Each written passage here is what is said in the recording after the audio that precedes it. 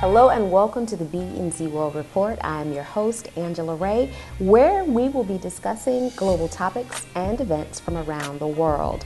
Before we get started with our news for this week, I would just like to say special thanks to Jay and Tanisha Bagley, who were guest hosts while I was away for a couple of weeks, and a special thank you to everyone who sent cards, flowers, and prayers during the passing of my sister. And speaking of death, you know, many times we say death comes in threes, but in this case, four. Over the past week, we've lost quite a few people in the entertainment industry, from Ed McMahon, Farrah Fawcett, Michael Jackson, and most recently, just this week, Carl Moden, who's probably best known for his role in Gypsy and the television show The Streets of San Francisco. But of course, the big news in all of that has been the loss of Michael Jackson. And according to USA Today, this week, the Jackson family has said there will be no public or private viewing at the Neverland Ranch. And in other news that has transpired this week with the Michael Jackson passing, the will has also been made public, and it announces that Katherine Jackson will be the guardian of Michael's 3 children. And ironically, ex-wife Debbie Rowe, according to USA Today, is not included in the will. In other news, in our health news report, this comes from naturalnews.com. American doctors were busted for fraud and conspiracy in an HIV treatment scam. And this one is pretty serious. And according to the website, a Miami doctor by the name of Roberto Rodriguez was sentenced to 8 years in prison and ordered to pay $9 million back to Medicare. Now listen to what this doctor did. This doctor, according to reports, actually conspired with other medical professionals to recruit patients, diagnose them with HIV, and then falsify records, billing them basically for all this medication to treat their HIV, and they billed Medicare. And from about October 2003 through February 2006, the team of doctors built Medicare, and of course, the taxpayers, for about $20 million in false claims.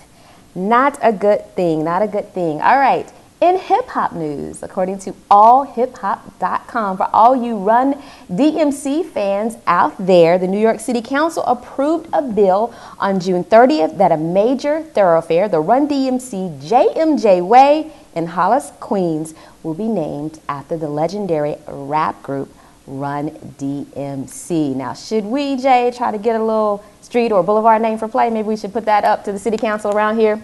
That might be something for us to do. Now, if you don't know about Run DMC, the group was formed in 1982, and they had all kinds of hits. I won't run down the mini list of the songs that they had, but they definitely inspired fashion in the 80s. All right, in other news, typicallyspanish.com.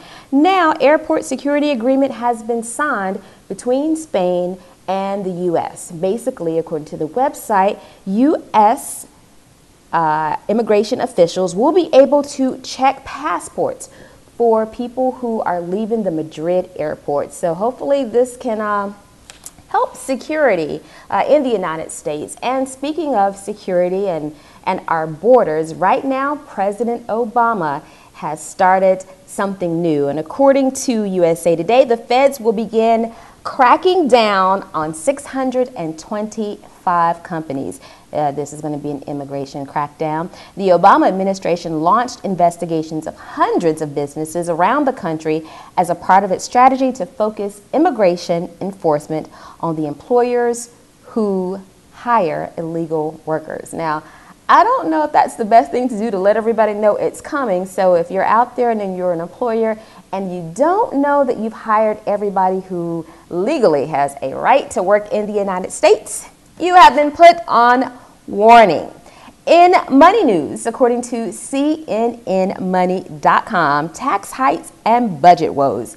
States are crunched. Of course, we are now in the new fiscal year, and according to CNNmoney.com, is not a happy year for many states. States are carrying their financial woes in this new fiscal year. And according to the website, California is suffering particularly acute problems. It faces a cash deficit of $2.8 billion in July that is estimated to grow to $6.5 billion by September.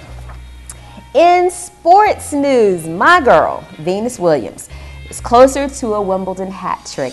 She recently powered into the Wimbledon semifinals with another impressive display, and she said it would be fantastic to face her sister Serena in the climax of the event. Quote, if it was an all-Williams final, that would be fantastic, but we still have great players to meet and we'll have to bring our best tennis to the court. So I guess we will know soon if it's going to be an all-in-the-family showdown at Wimbledon.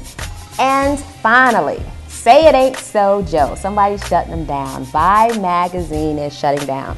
This is according to dailyfinance.com. Vibe magazine, which was the urban magazine founded in 1993 by legendary producer Quincy Jones, is shutting down. Now, I don't know how many of you have those old Vibes stashed in your closets or in your treasure trunks, but you might want to hold on to them because it seems like in all of this media recession that has been going on, the magazine is folding.